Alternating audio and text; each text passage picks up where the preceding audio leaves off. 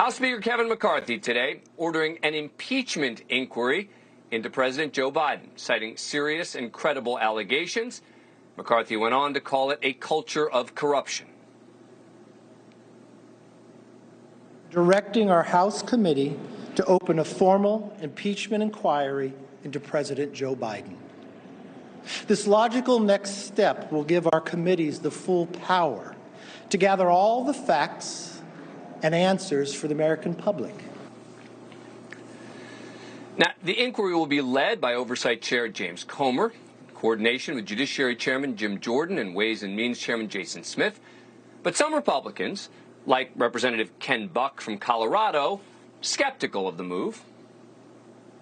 The time for impeachment is the time when there's evidence linking President Biden, if there's evidence linking President Biden to a high crime or misdemeanor. That doesn't exist right now. But many other Republicans, like our next guest, support the inquiry. Joining me now is Congresswoman Nancy Mace, Republican of South Carolina. She's also a member of the House Oversight Committee. Thanks so much for coming back on the program. Really appreciate it. All right, so let's talk about this impeachment inquiry. You would think that this would be the point where they've gathered enough evidence of high crimes and misdemeanors, and they're sort of finishing up the process. Are you concerned that this feels a bit more like a fishing expedition? I'm not. And actually, the inquiry part of it would expand our subpoena powers, for example. And I think that is a good thing. That's a step in the right direction here, because if you could see some of the things that we've seen in the SARS reports and you couple it with corroborating information, whether it's text messages, emails, whistleblowers, witnesses, phone calls, you name it. Every time Joe Biden's been asked about this, he's lied about it.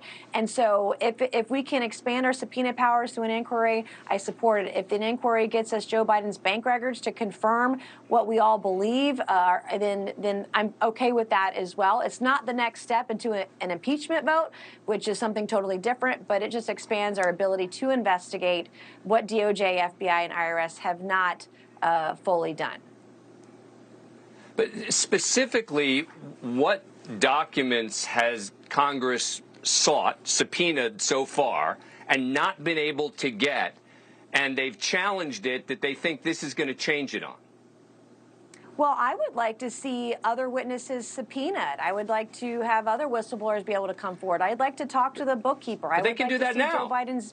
I would like to see Joe Biden's bank records. So my understanding is that this expands our subpoena power and would allow us to go after Joe Biden's bank records. And if that's what gets us there, then I'm going to support it. I mean, there is, whether it's the 1023 form, the FBI, the allegations of bribery in there, bank records would show whether or not that happened or if it did not. And so I think they can clear the air.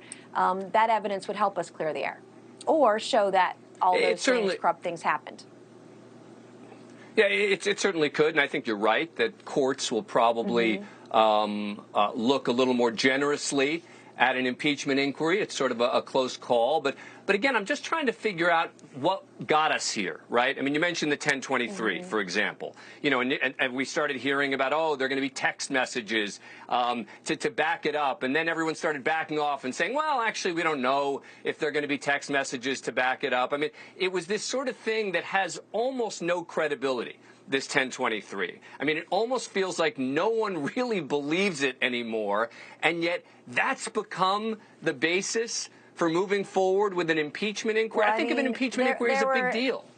Dan, how many people, how many former, state agency, spy agency, intel officials signed that letter to say the laptop was fake? I mean, we don't know until we don't know.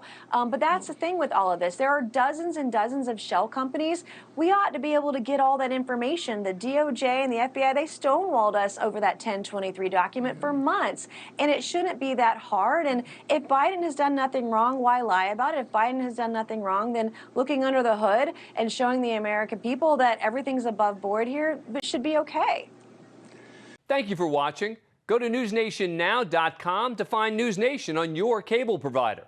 And don't forget to click the red subscribe button below to get more of NewsNation's fact-driven, unbiased coverage.